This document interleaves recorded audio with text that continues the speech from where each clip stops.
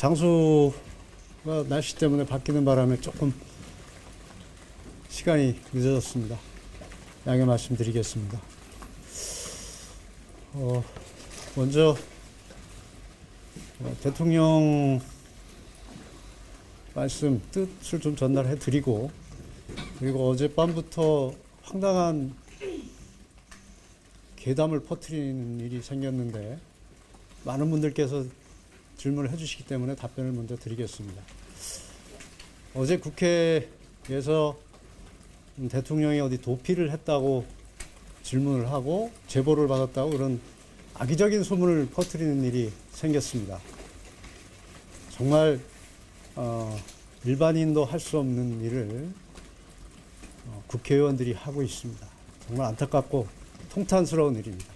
제가 어제 저녁에 분명히 관저에 가서 대통령을 관저에서 뵙고 나왔습니다. 이건 정말 있을 수 없는 거짓 선동이 일어나고 있는 것입니다.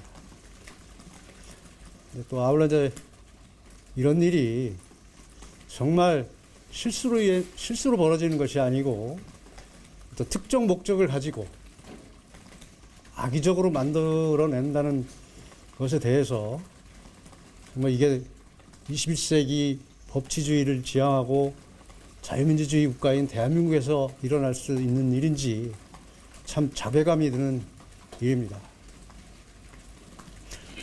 여기 계신 우리 여러분들께서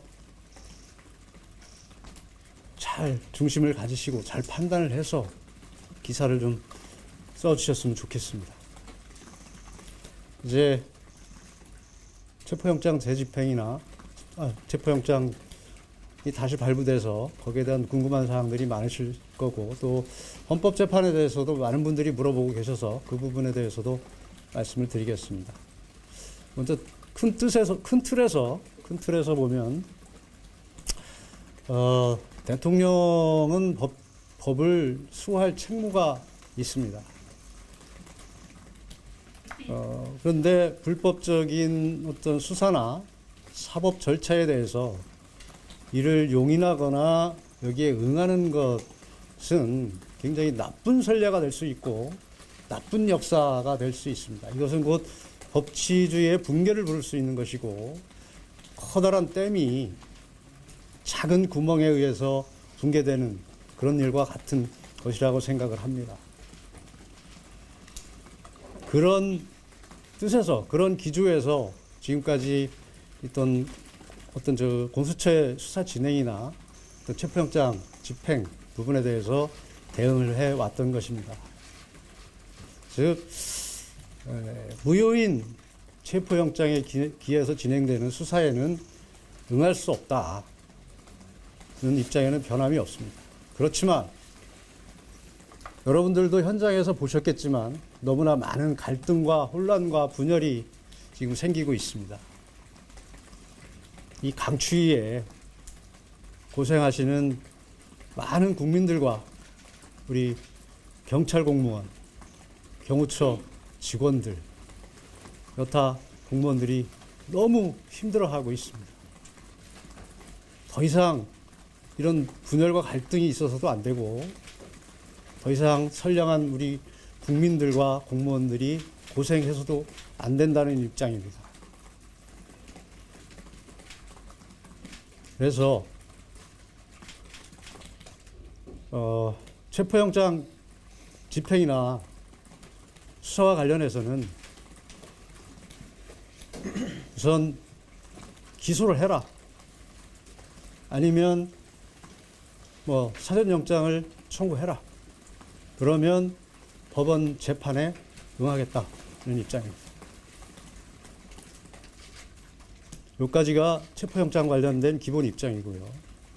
그리고 헌재와 관련해서는 내란죄 철회 부분과 대통령 출석 문제를 많은 분들이 질문을 하셨기 때문에 답변을 드리면, 기본적으로 헌법재판소의 재판에 출석하신다는 의사는 변함이 없습니다.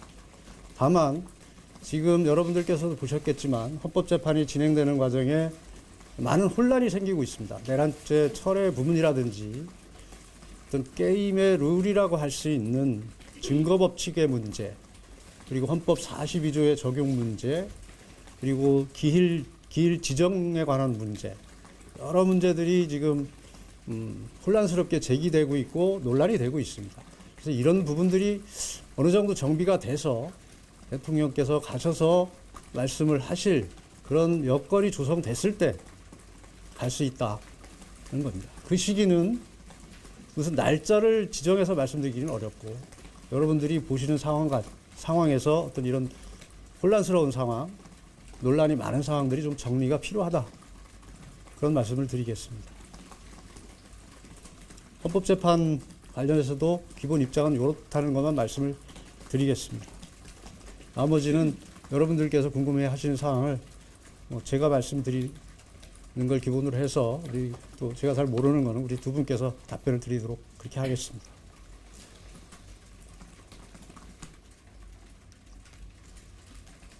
질문해 주시면 말씀드리겠습니다.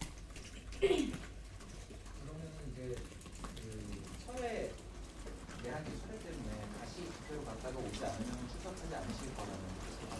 그런 입장은 아닙니다. 그런 입장은 아니고 보도자료를 이미 배포해 드렸는데, 내란죄 철회 부분은 탄핵소추 의결서에서 너무나 큰 비중을 차지하고 있기 때문에 탄핵소추는 무효이고 각하돼야 된다는 기본 입장이고, 그럼에도 불구하고 재판이 정상적으로 진행이 된다면 그것은 그때 가서 또 판단할 문제이지, 그것을 전제 조건으로 갈고 하는 문제는 아닙니다.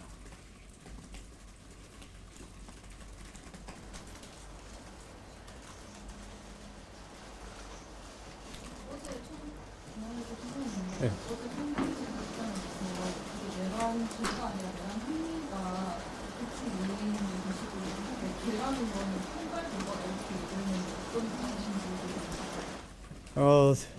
그게 굉장히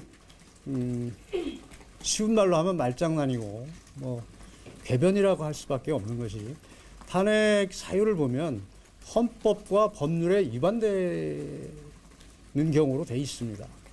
그러면 탄핵소추 의결할 때 내란죄가 돼 있는 것은 형법상의 내란죄로 의율해서 의결을 했던 것입니다.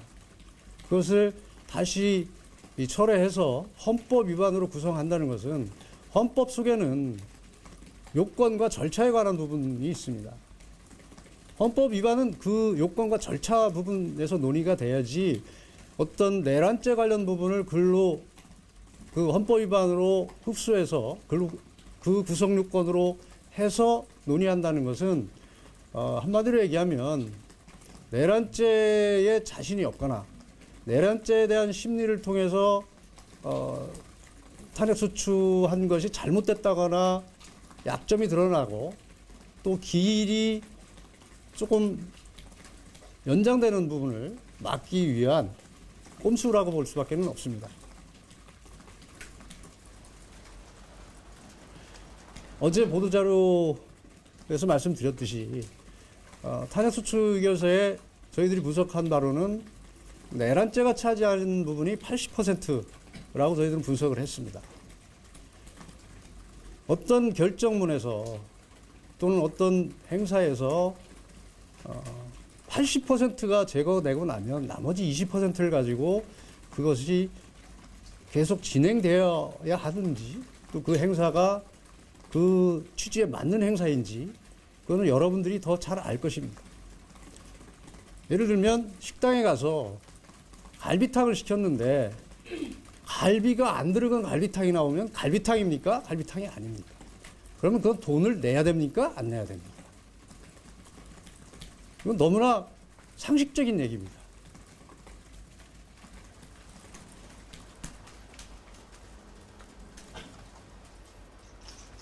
보충해서 설명드리면, 소추 사유의 소추 의결서의 사추 사유에 보면 그 대통령의 계엄 선포 행위에 대해서 그것을 놓고 그 헌법 법률 위반을 헌법 법률 위반, 법률에 대한 헌법 법률에 위반 계엄 선포 행위, 그리고 그 계엄 선포 행위가 국헌 문란 폭동을 해서 내란죄에 해당한다라는 그 소추 사유 제1항에서는 두 가지 다 내란죄에 해당한다고 명백히 되어 있습니다. 같은 말씀하신 것처럼 행위 자체를 계엄 선포 행위 자체를 그 헌법 법률 위반으로 탄핵 이 요건이 헌법 법률의 요건을 절차적 요건 위반해서 그 위헌에 해당되고 그다음에 이것이 그 내란죄에 해당된다 이렇게 명백히 되어 있습니다.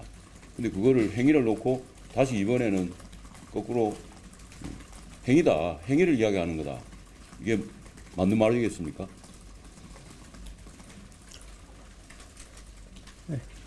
말씀하세요.